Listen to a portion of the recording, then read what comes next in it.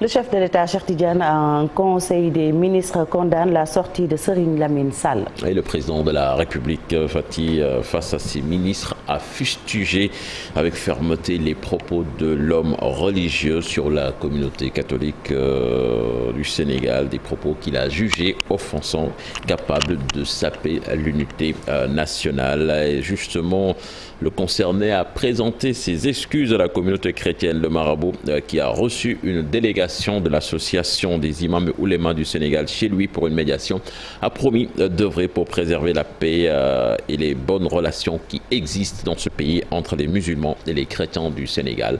Je vous propose d'écouter des propos traduits par Marcel Maroun.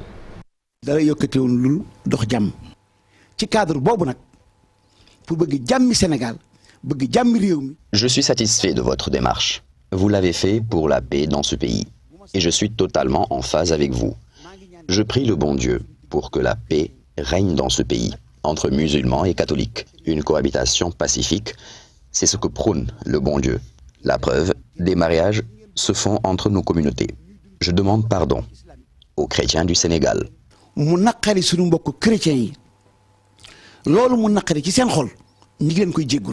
Et puis, affaire Ndiaga Diouf, Cheikh Tidiane, Barthélémy Diaz fixé sur son sort le 18 mai prochain. Oui, c'est dans le cadre de son procès en appel dans cette affaire. Fati, le parquet requiert 5 ans de prison ferme. Le papa de Ndiaga Diouf, lui, réclame 150 millions de francs CFA comme dommages et intérêts. On écoute Maître Ousseynou Fall. Il est l'un des avocats de Barthélémy Diaz, interrogé par Aminata Mbaresso. On plaidait le dossier et nous avons relevé que le dossier était carrément vide. En fait, c'est sur des supputations, sur des suppositions qui ont fondé la condamnation du maire, M. Barthélémy Diaz. Et vous savez, en matière pénale, en matière correctionnelle, il faut des éléments probants, il faut des éléments incontestables et incontestés pour asseoir la conviction du tribunal. Nous avons foi donc en cette justice. Nous espérons que cette fois-ci, cette justice ne sera pas le bras armé d'un régime qui règle ses comptes, parce qu'il faut le dire en fait. C'est un régime qui règle ses comptes en utilisant la justice comme faire valoir, en utilisant la justice comme faire valoir. Et nous pensons que cette fois-ci, justice sera rendue au maire de Dakar. En tout cas, nous espérons qu'il y a, et nous pensons, dur comme fer, qu'il y a une justice immanente et que justice sera rendue à Barthélémy Diaz. Le réquisitoire, malheureusement, nous l'avons déploré. Nous l'avons déploré, nous l'avons tous déploré. Nous avons déploré le fait que ce soit toujours cette justice qui est là, en fait, pour justifier les actes de ce pouvoir, pour justifier, pour faire en fait cette sale besogne en fait. Voilà. Parlons à présent de l'installation du bureau municipal à Guédiawaye. Les travaux se sont déroulés hier jusqu'au tard dans la nuit. Et c'est Benno qui rafle la mise. La coalition de la majorité présidentielle s'est taillée la majorité des adjoints. Omar Bow était de la partie. Ce qu'il faut d'abord retenir, c'est l'important dispositif sécuritaire qu'on a déployé ici. Tout ça pour empêcher aux militants des deux coalitions de Benno Bokk Yakaar et de Yewwi Askan Wi d'envahir l'enceinte de la mairie déjà. Dire aussi qu'on a commencé le vote à partir du poste de deuxième adjoint qui est occupé par la maire sortante de la commune de Golfe Sud, Aïda Sow Diawara, de la coalition Benno Bokk Yakaar.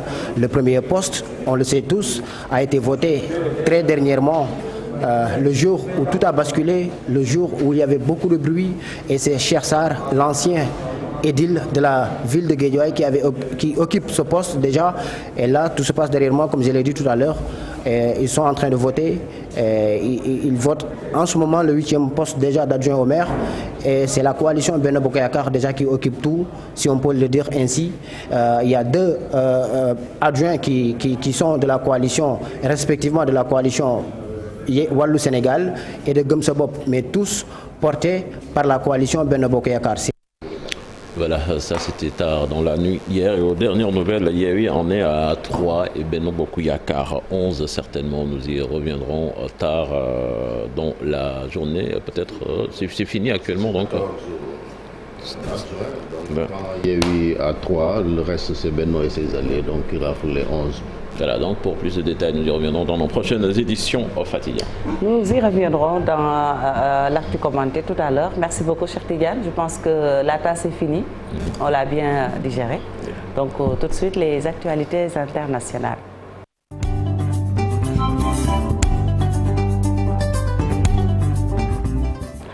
Alors, Cheikh Tidiane, c'est parti, l'actualité internationale. En Ukraine, Fatih, avec le nombre de civils tués qui grimpe à 227 et 525 personnes blessées depuis le début de l'offensive russe, on en croit l'Organisation des Nations Unies.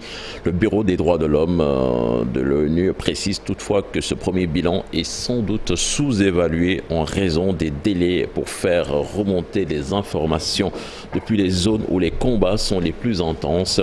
Mercredi matin, par exemple, un bombardement a frappé Zhytomyr, une ville de 260 000 habitants à 150 km à l'ouest de Kiev. Un missile est tombé aux abords d'une maternité, faisant au moins 3 morts et une dizaine de blessés. Toujours en Ukraine, des responsables ukrainiens ont confirmé dans la nuit de mercredi 2 à jeudi 3 mars la présence de l'armée russe à Kherson, grande ville du sud du pays que Moscou a annoncé avoir capturée dans la matinée après des combats acharnés. Il s'agit de la plus grande ville capturée par les forces russes depuis le début de l'invasion il y a 7 jours. Le chef de l'administration régionale, Gennady Lakhouta, a appelé sur Telegram les habitants à rester chez eux, indiquant que les occupants sont dans tous les quartiers de la ville et sont très dangereux. Nous parlons de toute autre chose à présent avec le Covid-19.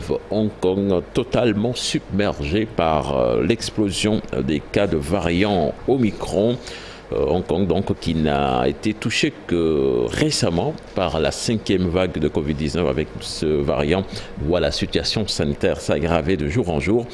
Après 12 000 cas de Covid en 2 ans, ce sont 55 000 nouveaux cas qui ont été enregistrés ce mercredi 2 mars, sans compter les nombreux cas non déclarés.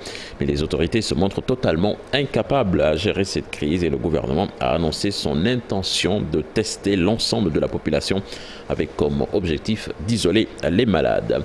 Et puis en mode sport, 22 ans après avoir battu Calais à Nantes et de retour en finale de la Coupe de France, les Canaries donc ont éliminé ce mercredi l'AS Monaco à la Beaujoire au terme d'un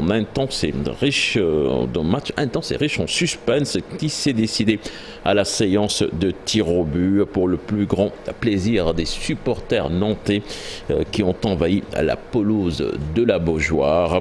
Donc les Canaries affronteront l'OGC Nice le 8 mai prochain. Ce sera au Stade de France. Marcel, ces images, vous les connaissez quand même. La Beaujoire envahie. Vous ne pouvez pas rester dans vos tribunes. On se souvient de Marama Bayou, le dernier titre du Football Club de Nantes. Voilà, tout à fait. Pas du jour qui déferle sur la pelouse, c'est quelque chose de fabuleux. Les Nantais n'ont pas pu retenir leurs émotions. C'est très beau. On en sait quelque chose des émotions dues au football. Il y en a quelqu'un qui est content. On en a vécu. Merci beaucoup, Cheikh Tidiane. Et puis, on se retrouve tout à l'heure pour la version Wolof. Tout de suite, Café Presse.